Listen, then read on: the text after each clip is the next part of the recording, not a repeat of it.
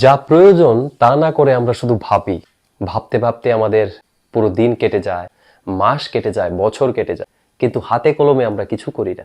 আর যা করি তা আমাদের কাজে আসে না। কেন তাহলে ওই বিষয়গুলো করছি যেগুলো আমাদের কোনো কাজে আসে না? আর কেন আমি সেই বিষয়গুলো করতে পারছি না যেগুলোর ব্যাপারে আমি ভাবছি যে করব?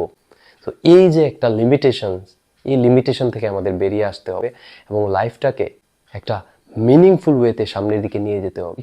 আগামী টাইমটা অ্যাক্টিভিটিতে এঙ্গেজ হয়ে না কাটাও বা ফুললি কোনো মিনিংফুল কাজ না করো, তাহলে দেখবে 4-5 ইয়ার্স পরে তোমার সেই কেরিয়ারটা হয়নি। তো তোমার জন্য তো আরও বেশি ইম্পর্টেন্ট এই বিষয়টা বোঝা যে তুমি তখনই প্রোডাক্টিভ হবে যখন তুমি প্রোডাক্টিভ কাজের সাথে জড়িত থাকবে। নিজেকে টাইম দাও, তারপর তোমার অ্যাক্টিভিটিতে যেতে হবে। এটা মানুষের সাথে কমিউনিকেশন হতে পারে, কনভারসেশন হতে পারে, কম্পিউটারের সামনে বসে কাজ হতে পারে, বই পড়া হতে পারে, কোনো একটা প্র্যাকটিক্যাল অ্যাক্টিভিটি হতে পারে, কোনো একটা প্রজেক্ট হতে পারে, ইন্টারভিউ হতে পারে,